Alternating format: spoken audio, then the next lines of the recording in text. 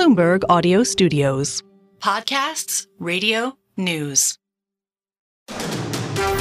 You're listening to the Bloomberg Intelligence Podcast. Catch us live weekdays at 10 a.m. Eastern on Apple CarPlay and Android Auto with the Bloomberg Business app. Listen on demand wherever you get your podcasts or watch us live on YouTube.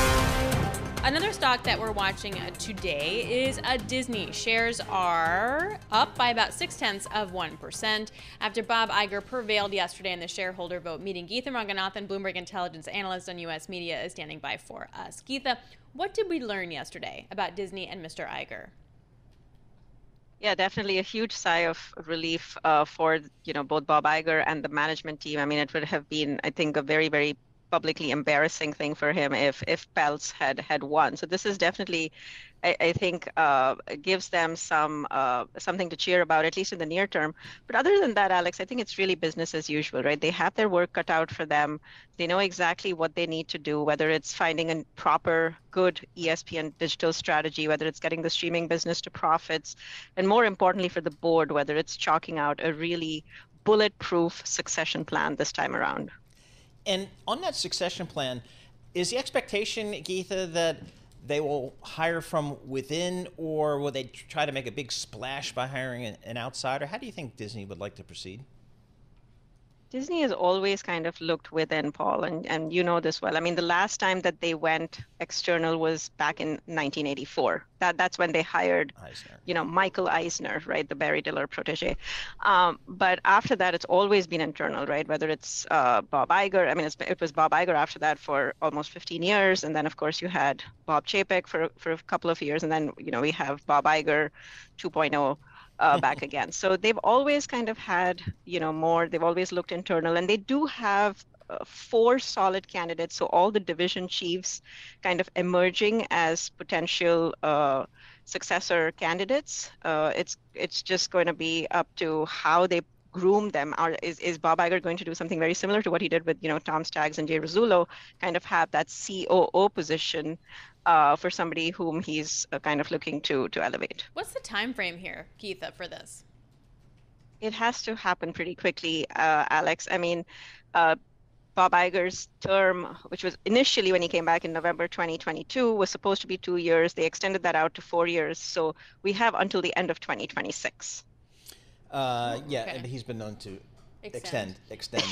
And he could do that because most shareholders are like, hey, Bob Iger's better than anybody else out there. We'll stick with that. All right, so Geetha, things seem to be settling down, a little bit of stability returning to Mickey Mouse. How about at Paramount Global? It's almost the opposite there. The stock is down 6.6%.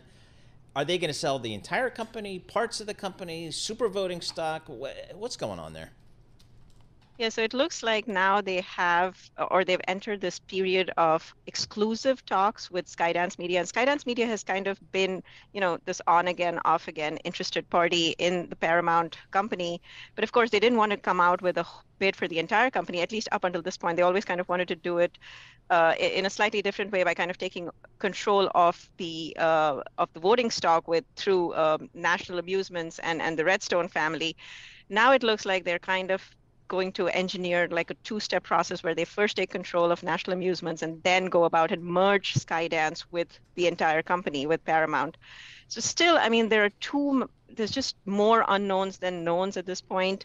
There seems to be some report out there suggesting that they would need to do an equity deal raise of at least $3 billion. That's going to be really dilutive for the current shareholders. Again, we don't know exactly how much Sherry Redstone is demanding for her voting stock. There are rumors out there suggesting it's upwards of about $2 to $2.5 billion. She also owns about close to almost $1 billion in economic stake in Paramount. So again, too many unknowns right now, Paul. But we do definitely have concrete talks. That much is for sure. So is the Apollo thing like off the table, right? Because that would be more of a piecemeal approach to Paramount, right? Even though the cash deal was better. So the Apollo thing was actually initially it was piecemeal. So but they only were really interested in the film studio.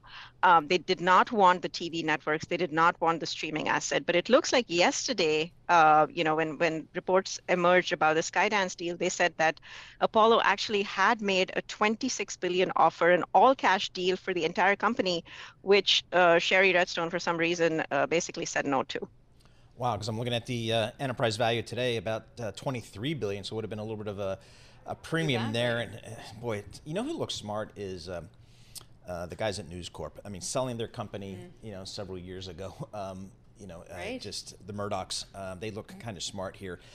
So what's the future? I mean, this is the Paramount studio, Geetha. This is one of the prized jewels in Hollywood.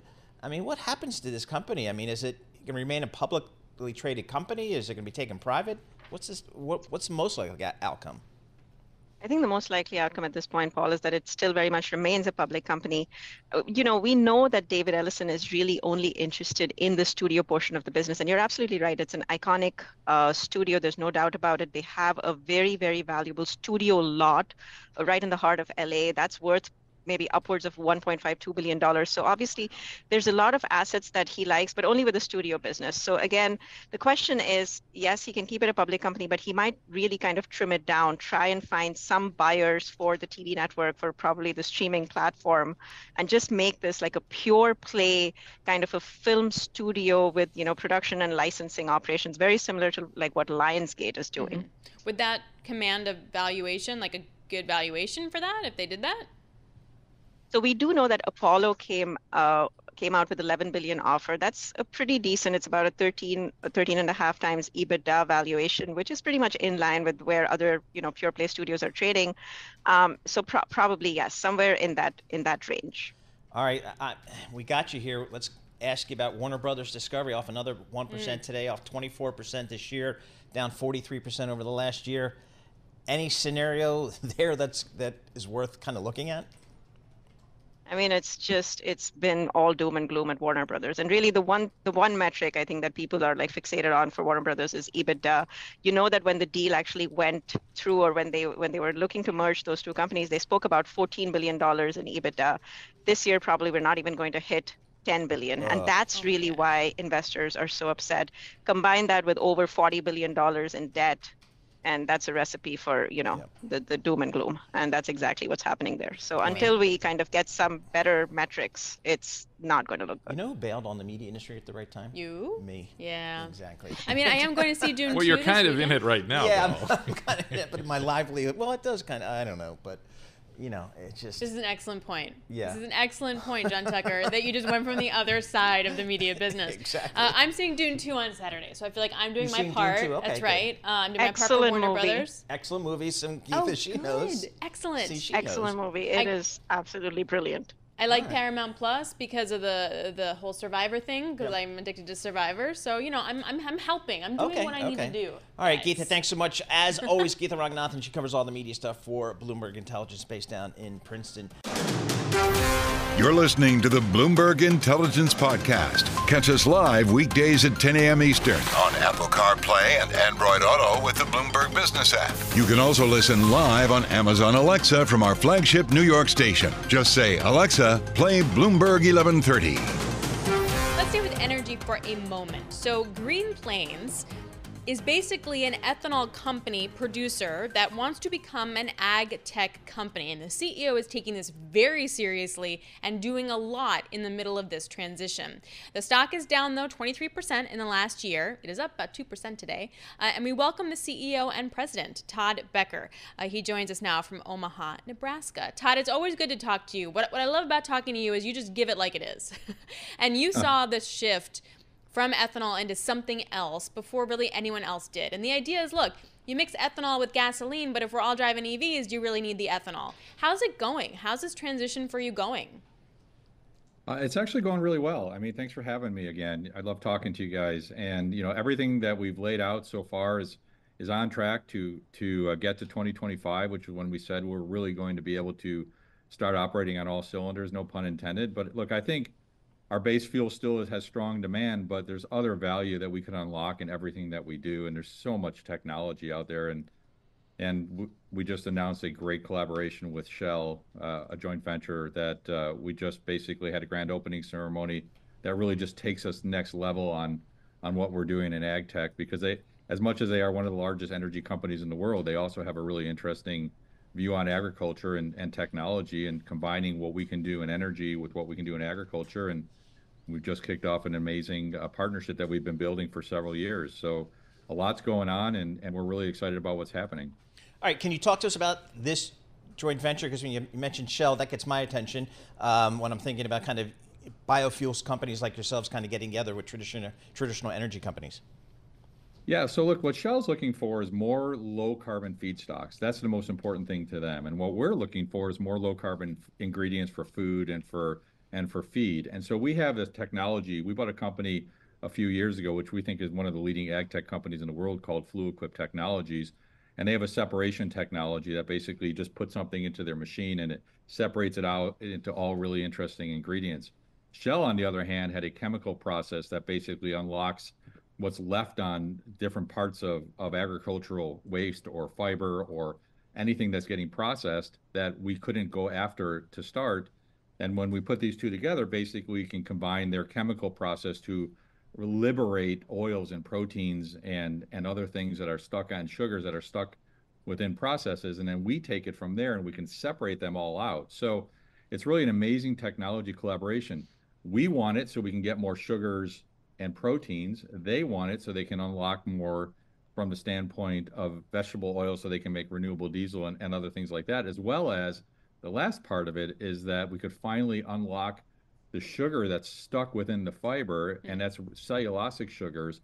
And for years and years and years, people have been trying to crack this code on cellulosic alcohol and fuels and that dream that people have had. And this is one thing that potentially unlocks that whole dream of getting every piece of value out of every piece of that corn kernel. And the great thing about this technology is it's just not limited to a single commodity. It's actually agricultural feedstock agnostic. You could drop a lot of different things in this technology. So we think it revolutionizes agricultural processing, if it works, of course. It revolutionizes agricultural processing globally, biorefining globally, unlocks all of the value of what we do in everything from food and fuel and feed. Yeah. And it's the first time, really, we think that a major agricultural company or one of the first times a major agricultural company and a major energy company get together to use everything we do to make all of the different products that we need.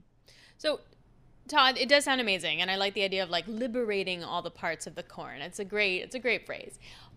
It's a twofold question for me. When you get the stuff from that, what do you use it for? And how expensive is it to sort of ramp and scale all this up? The great thing is that over the last several years, as we've been transforming our company, we've deployed about $350 million to $400 million in the separation technology already. So we're already using it. So our technology is proven already. So we've put it at several of our facilities and joint venture facilities.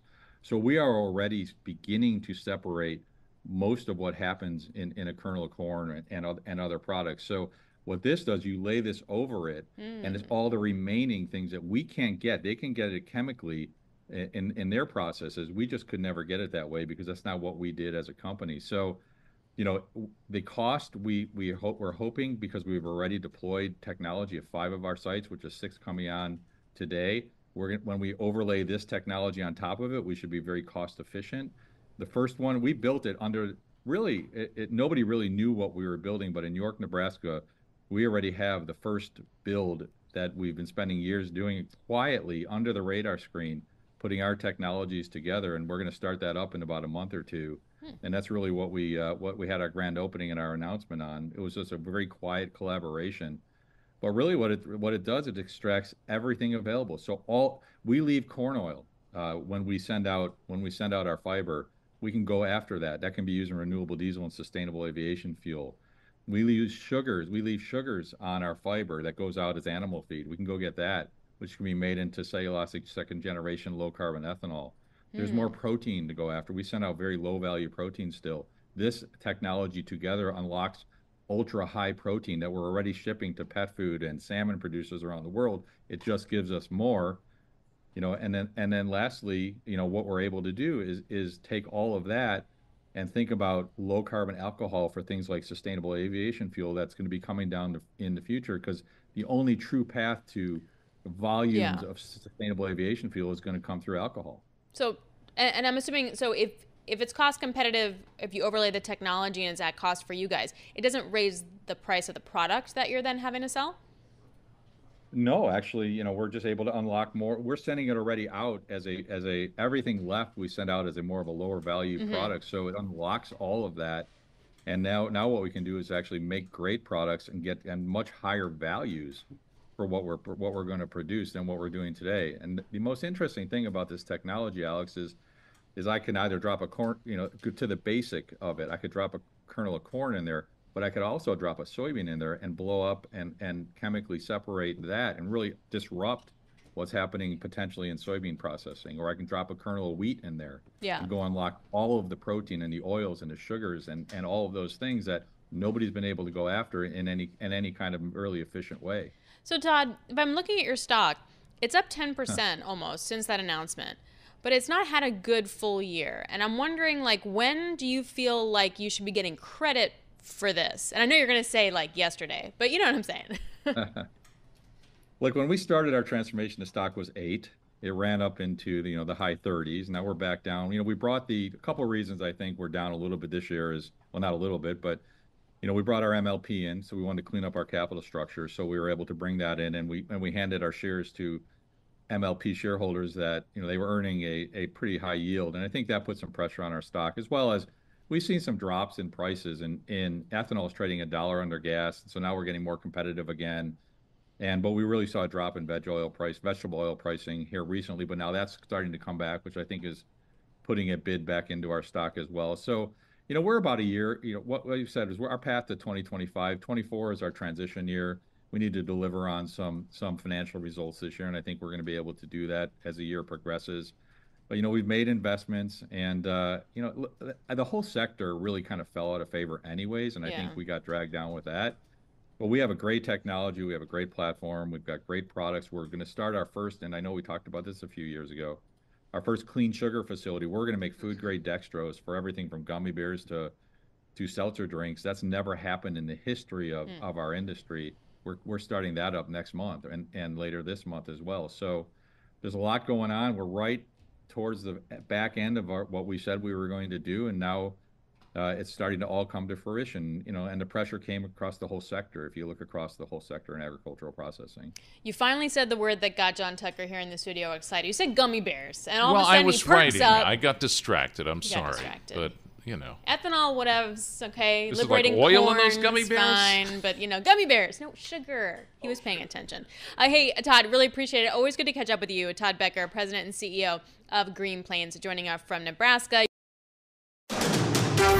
You're listening to the Bloomberg Intelligence Podcast. Catch us live weekdays at 10 a.m. Eastern on Apple CarPlay and Android Auto with the Bloomberg Business app. Listen on demand wherever you get your podcasts or watch us live on YouTube.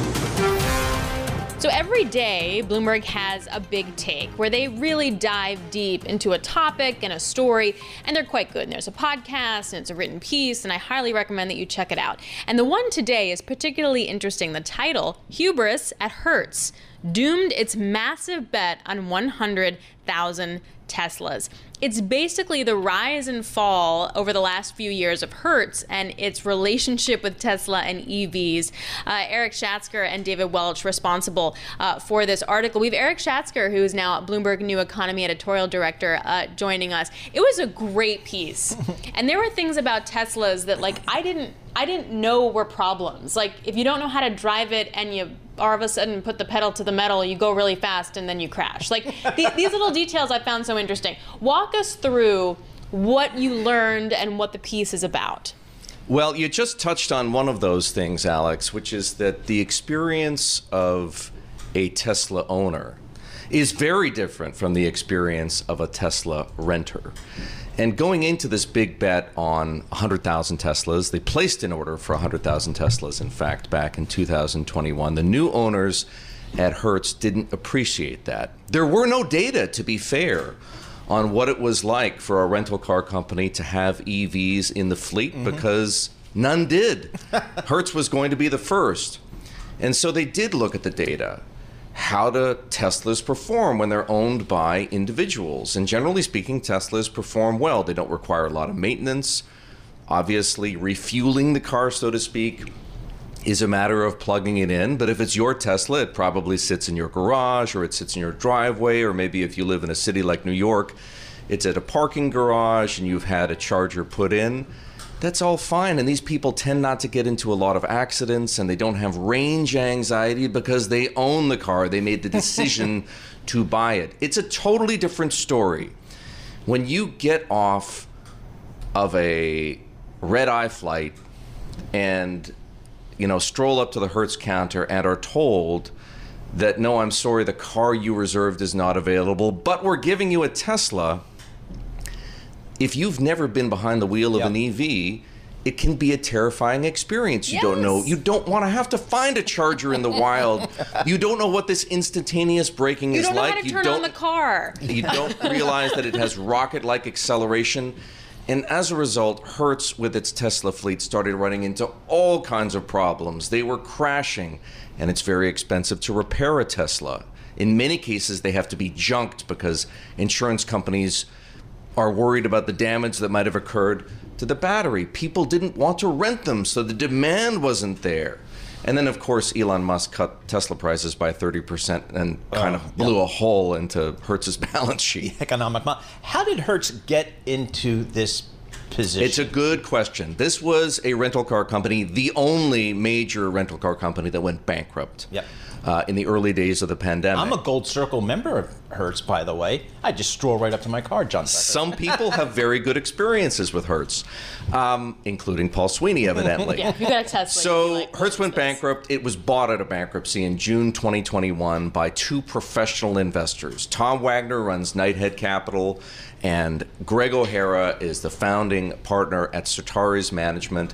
They raised $1.5 billion fund. They wanted to find travel and leisure companies that had been crushed by the pandemic, but of course, which in theory would soar once the economy reopened. And Hertz seemed like a great candidate. And actually, that part of the thesis played out perfectly.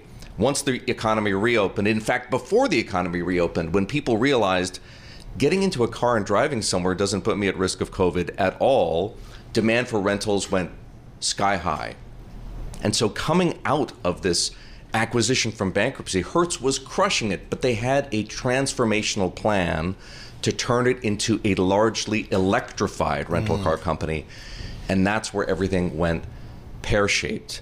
I talked about it, the demand, the damage, the price cuts. And we say it's a tale of hubris because in many respects it is. Of course, everything looks clear in hindsight. It did sound like an incredibly good idea at the time.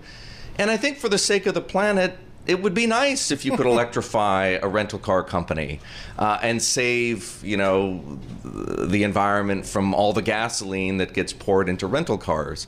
But it just doesn't work in practice.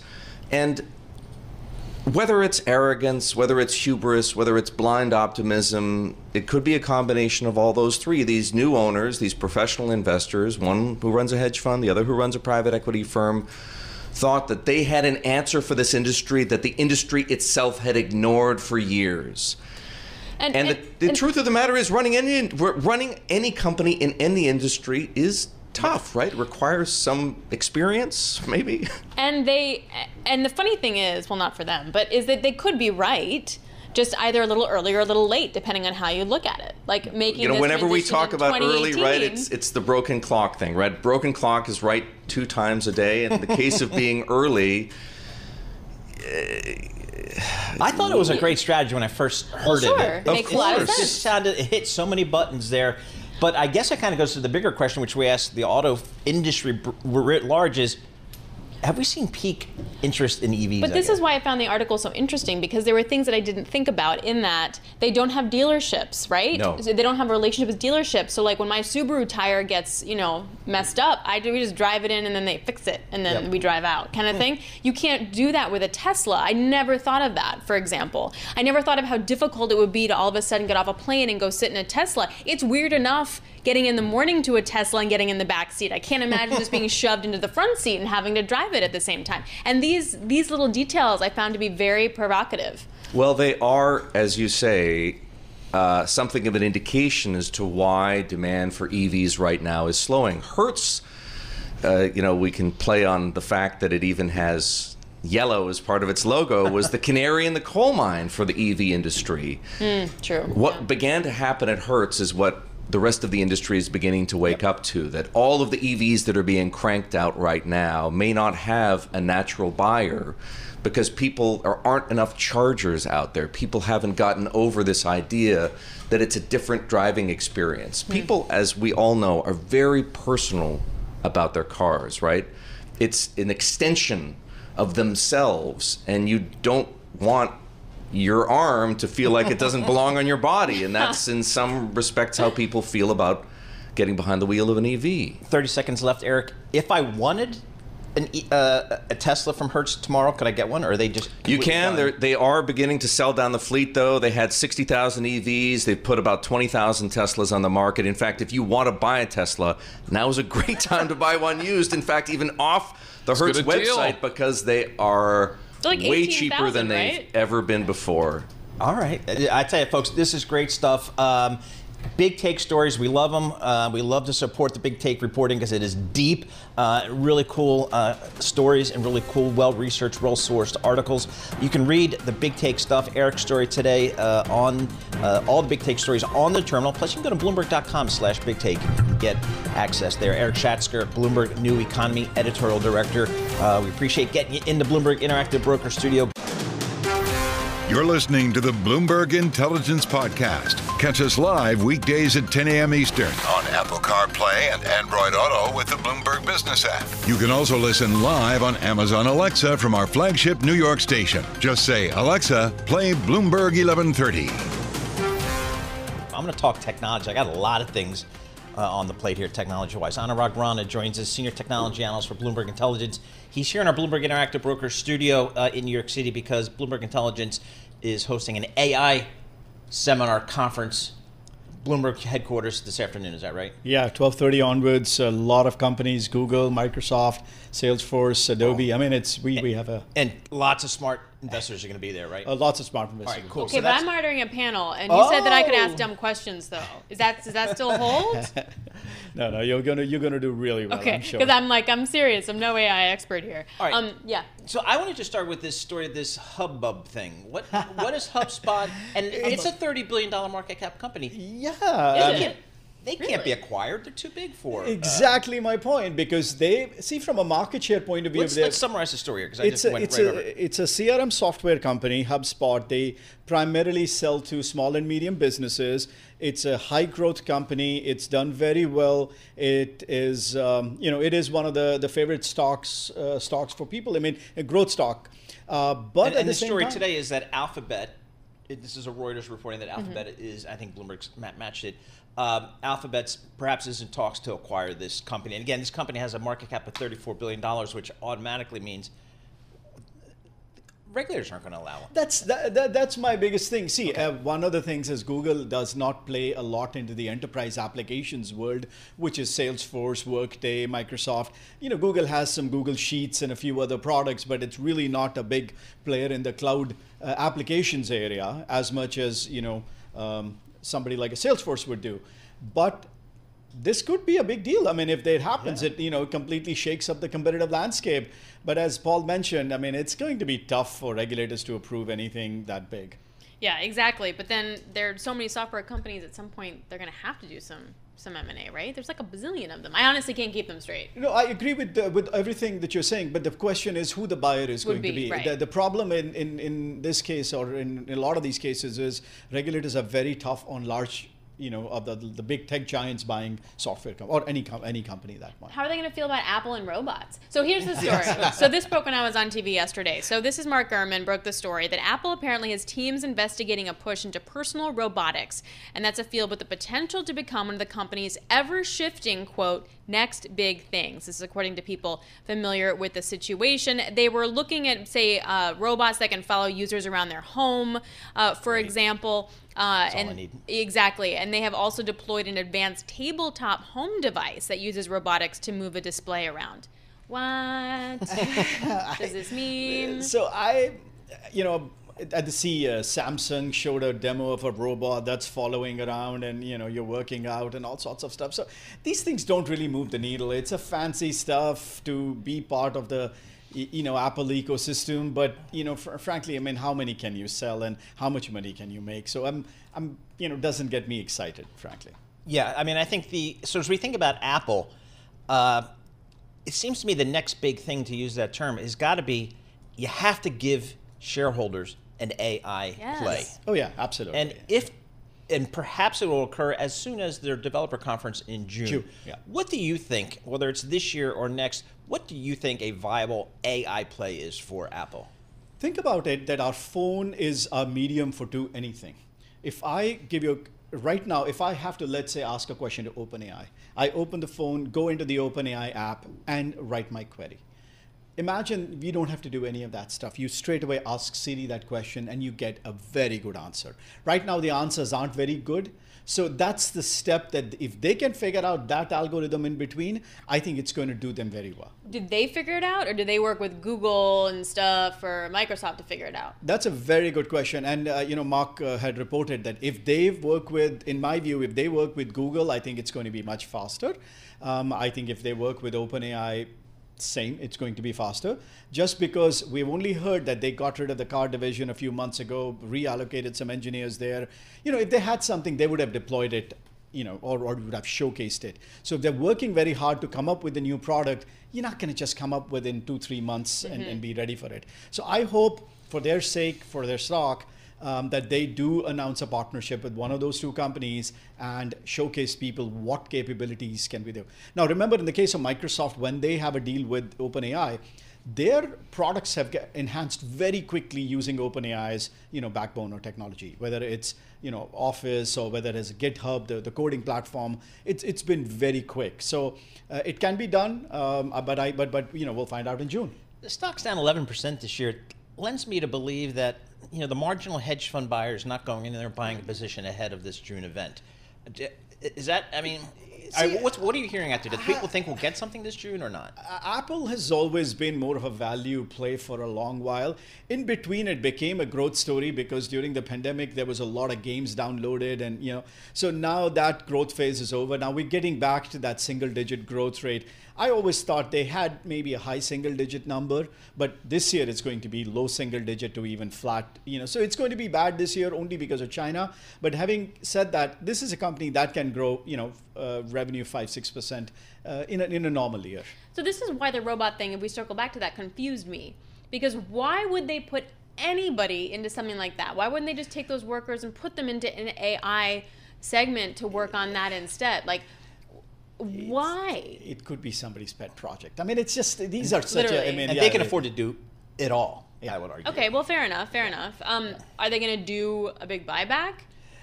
They have been spending almost $90 billion a year for buybacks. I've been hoping they will do a little more, but that's not the case, because they do have to showcase whether they really can fix the China situation or not, because I don't think buybacks would help that unless we have some clarity on China or AI. On China, since you bring up China, how do we get clarity on China? Because right now, if I were a shareholder, I would feel like that is by far the biggest headwind to this company. It has been, and we've talked about it for the last 2 years. He just went to China. Yep. He's been, and basically telling everybody how China is very good for them and they'll invest more money. Maybe that changes the behavior over the next few months, because so far what we have seen in the last 2 quarters is they've been losing market share, and people are opting for a local brand rather than the Apple brand. And I think Apple's cachet, should come back if they are able to convince that China is an integral part of their story. I think it can turn around. Well, Treasury Secretary Janet Yellen there now, so see how that sort of pairs out. Before we let you go, also the FT had an interesting article that talked about Google considering charging for AI-powered search. What would that in essence mean? And that's a big deal for Google to do something along those lines, right? See, once again, OpenAI, when you get the app, you get the free app, which everybody. If you want GPT-4, which is the latest version of their AI model, you have to pay a subscription. I think it's $19.99 a month or $20 a month. It's probably going to be the same thing for Google or anybody else out there, that you have a base level model that's free, and then you can charge a little bit more for a premium model. It's just part of how they want to monetize some of that what stuff. I find interesting, Paul, I don't know if you've noticed this, but when I search for something on Google now on my phone, I don't click any of the links anymore, because all of a sudden you can click on a drop-down menu and it gives you a quote from the page you would have clicked on. And I have to think, like, does Google lose money there? Is that or the other companies? Like, how does that affect them? See, Google controls the search market, and they have a little bit of a threat in front of them. I personally think they will figure out, but the 2 demos that they have done in the last 1 year have not really worked out well for them. But I feel they will figure it out. All right, Anurag Rana, thank you so much. He's in town. Again, the Bloomberg Intelligence folks, they're hosting a big conference here in our New York headquarters at 731 Lex about all things AI. I think they've got the definitive research report out there, deep dive on AI, and they're going to get some of the industry leaders coming to the Bloomberg headquarters today, giving us the latest on what has really been the driving force, not just in technology, but really across the markets over the last 18 months or so. So that's going to be cool this afternoon. Anurag Rana, thank you so much. We appreciate that. You're listening to the Bloomberg Intelligence Podcast. Catch us live weekdays at 10 a.m. Eastern on Apple CarPlay and Android Auto with the Bloomberg Business app. You can also listen live on Amazon Alexa from our flagship New York station. Just say, Alexa, play Bloomberg 1130. All right, folks, on this week's episode of The Deal, Jason Kelly and former baseball star Alex Rodriguez, they talk with Redbird Capital founder and managing partner Jerry Cardinale. He breaks down his career, the purchase of AC Milan, and so much more. He also discusses how sports investing has evolved over time. Take a listen. And so I guess I had a very philosophical moment where I said, what gets me up in the morning? What do I love? And I love playing shadow entrepreneur, and I like solving problems with capital. And it just so happens, luck in people's career. I happen to hit an inflection point with sports that I couldn't possibly have seen coming. Back in 2001, right? You look back on that the last 20 years, and you're like, wow, luck's great. You really hit an air pocket that where you took off. Now the challenge is navigating that, because now everybody's discovered sports. Yeah, sports is now an asset class. That scares me when I start to hear about things like sports being an asset class. My initial reaction is to run in the other way. Yeah, and so but I say, look, you can't make money if you don't put money to work. All right, that's Jerry Cardinale. He is the Redbird Capital founder and managing partner. I'm a big fan of his. He's really a leading financier in the world of sports, entertainment, media, the convergence of all that kind of good stuff. And he sat down with Jason Kelly and Alex Rodriguez for their Big Take podcast. Jason Kelly joins us here. He's chief correspondent for Bloomberg Originals. Jason is also host and executive producer of The Deal podcast. Jason, really cool discussion with Jerry Cardinale. He's involved in so much. What did you guys talk about? Yeah, I mean, it was the biggest challenge with Jerry was sort of narrowing it down in a lot of ways. I mean, to me, the 2 most interesting things about him at the moment, and there is more than this, one was the very instrumental role he played with the Yankees at a pivotal time in that franchise, late 90s, early 2000s especially, right in your wheelhouse, the creation of the Yes Network, which obviously just set sort of a different path for media rights and how teams and leagues, sort of deal with all of that. So that's one. And then the second is moving into ownership in a meaningful way with AC Milan, one of the most storied soccer clubs in the world, and sort of what led him there. And then along the way, he's doing business with Tom Cruise and Top Gun Maverick, and he's in business with Ben Affleck and Matt Damon, and he's in business with The Rock and Danny Garcia and the XFL. So he's got his hands on a lot. Yeah, he does. Yeah. So what's next? Like, what else is he working on? I mean, does he sleep? I don't know how he does it, because I mean, he really is he's a globe-trotting deal maker. One of the things he identified, I think, along with a lot of folks, was the importance of sovereign wealth. So he's in business with Abu Dhabi, looking at a number of different things. Jeff Zucker, the former CNN executive, is a partner of his, looking at media deals. They took a look at the Telegraph over in the UK. They're involved in Skydance, which obviously is in the headlines today with the Paramount deal. So a lot going on for him, clearly. And as he said, as you heard him say in that clip, part of it was luck. I mean, he was at Goldman and, saw some things happening with the sports world. Clearly, the Yankees were a local client. I mean, that sounds ridiculous, but they were. Yep. But, he clearly anticipated a lot of this collision, this coalescing, as it were, of business, sports, technology, media, et cetera. One of the things we've all seen over the last, many years is just the continued increase in the value of sports, whether it's the franchises themselves in the various sports globally or the rights fees for the broadcasting. What's his view on that? Because it seems like you just can't lose money in this kind of stuff. I mean, that's always the dangerous place to be, right? When it feels like that, which it certainly does. You're exactly right, Paul. That's exactly how it feels right now. And this again gets into a lot of your expertise around the media world. I mean, part of what is fueling that is this massive disruption in media between, broadcast, cable, streamers. Who's going to really pay up for the media rights for the big sports and even some of the smaller sports? We don't know. I mean, when this new NBA deal comes up, one of the big speculations is Netflix going to be in that? Is Amazon going to be in that? Or is it going to be some of the more traditional players? That flows straight through to valuations, as you alluded to. You're seeing, these teams just trade up and up and up. The Washington Commanders going for $6 billion. The Phoenix Suns going for $4 billion. I mean, these are eye-popping, mind-blowing numbers for franchises that 20 years ago were selling for like a couple $100 million. So why did he freak out when he said sports is an asset class? I think... freak out's an overstatement. But, why does that worry him then when, he's part of making it an asset class? I think because it has the danger of becoming sort of commodified and, traded in a way that, maybe takes out some of the opportunities to really some of the opportunity to find opportunities, if that makes sense. He had this one line that I love that we've been talking about on our production team, which is they try and arbitrage incompetence, which I think is one of the funniest things.